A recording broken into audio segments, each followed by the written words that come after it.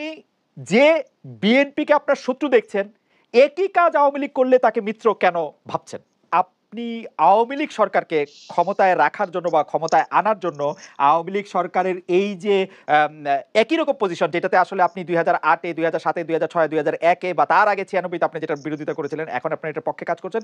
যদিও আপনি খুব ভালো করে জানেন, আপনার সংসদে দেওয়া বক্তব্য থেকে আমি কয়েকটা জিনিস শুধু আমি পিক করেছি, সেগুলো আপনাকে বলি। আপনি বলেছেন এই সংসদ সরকারের প্রতি কতটা দায়বদ্ধতা থাকতে পেরেছে তার মূল্যায়ন করা দরকার, মূল্যায়ন করা প্রয়োজন।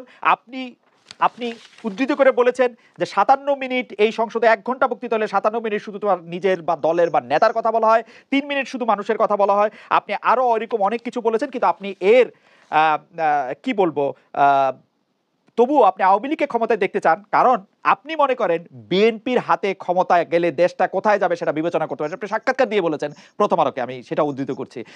আপনি যে বিএনপিকে আপনার শত্রু দেখছেন, একই কাজ আওয়ামী লীগ করলে তাকে মিত্র কেন ভাবছেন? আমাদের প্রশ্নটা যদি আমি না, একটু এটা সংক্ষিপ্ত করে নিয়ে আসি। জি, একই কাজ আওয়ামী লীগ করলে তাকে মিত্র ভাবছি, ব্যাপারটা হলে এরকম নয়।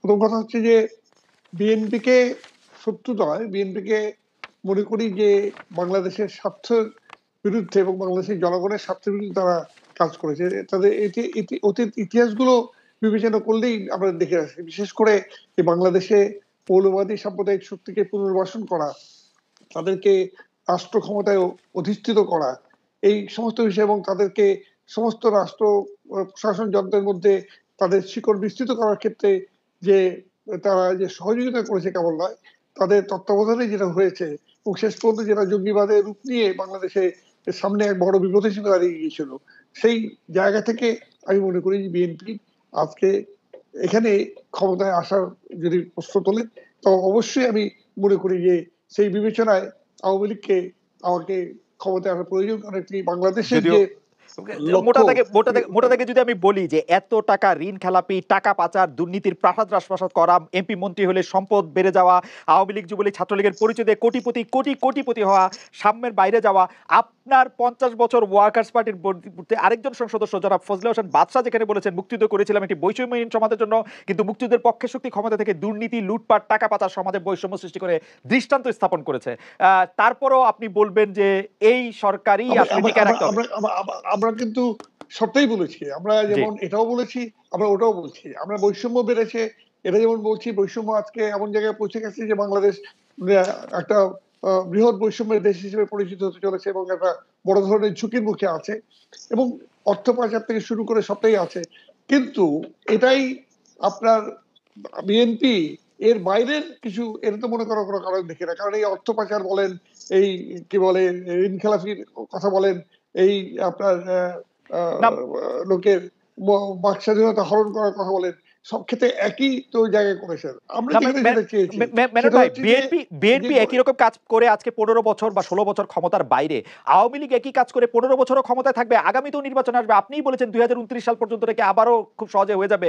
আওয়ামী লীগের কোনো শাস্তি হবে না একই রকম দুর্নীতি করার জন্য, একই রকম যদি ক্ষমতা যদি যদি কেন্দ্রীভূত করার জন্য? যদি যদি জনগণ সেই শাস্তি দিতে চান, অবশ্যই সেই শাস্তি জনগণ দেবেন। কিন্তু একই সঙ্গে তো আপনাকে এটা বলতে হবে যে আমরা বাংলাদেশ এই সময়কালে উন্নয়নের যে ধারাবাহিকতায় আমরা এগিয়েছি এবং সেই উন্নয়নের ধারাবাহিকতায় বাংলাদেশ উন্নয়নশীল দেশে স্তরে উপনীত হয়েছে এবং সেখানে মাথাপিছু আয়ের থেকে বৃদ্ধি করে সবকিছু হয়েছে এবং নিচের দিকে আমি যেহেতু সমাজ কল্যাণ মন্ত্রণালয়ের সংসদীয় স্থায়ী কমিটির সভাপতি হিসেবে কাজ করে এবং মন্ত্রী হিসেবে এখানে কাজ করেছি সমাজ কল্যাণ মন্ত্রণালয়ে, সেখানে সামাজিক নিরাপত্তার যে বিধানটি, এটি আপনি কোন হিসেবে দেখবেন? দেখবেন যেখানে গৃহহীনদেরকে গৃহ দেওয়া হচ্ছে অথবা ভূমিহীনদেরকে জমি দেওয়া হচ্ছে এবং সামাজিক নিরাপত্তার কিন্তু সেটি তো পরিধিটাকে বৃদ্ধি পাচ্ছে। কিন্তু মেনন ভাই, এটি তো আপনারা বলছেন, জনগণও সেটি মানে কিনা সেটি মানার জন্য তো একটি প্রকৃত নির্বাচন হওয়া প্রয়োজন। আপনারা ক্ষমতায় থেকে হ্যাঁ, সেই নির্বাচন, আমি সেটা মনে করি সেই আপনারা ক্ষমতা নির্বাচনে থেকে তো যদি সেই নির্বাচন হবে জনগণ, না, আপনারা ক্ষমতা থেকে তো সেই নির্বাচন হবে না, হয় নাই এটা তো 2018 সালে, এটা তো আপনার 2014 সালে। পারসেপশন হচ্ছে এটা জি, এটা 2014 সালে হয়নি বা 2018 সালে হয়নি বলে দাবি করছেন। 2014 সালের প্রেক্ষাপটটা সম্পূর্ণই ভিন্ন, 2018 সালের প্রেক্ষাপটটা সম্পূর্ণই ভিন্ন এবং এই দুই জায়গায় দুটো মিল এখানে আমরা খুঁজে পাবো না আর কি। ওকে, তারপরেও বলবো যে আমরা অবশ্যই একটি অবাধ, নিরপেক্ষ, শান্তিপূর্ণ নির্বাচন চাই। এই কারণেই যে জনগণ যাতে তার ভোটাধিকার প্রয়োগ করে তাদের প্রতিনিধি নির্বাচন করতে পারে এবং সেটা বর্তমান ব্যবস্থায় সেটি তো এটা সম্ভব। এটা না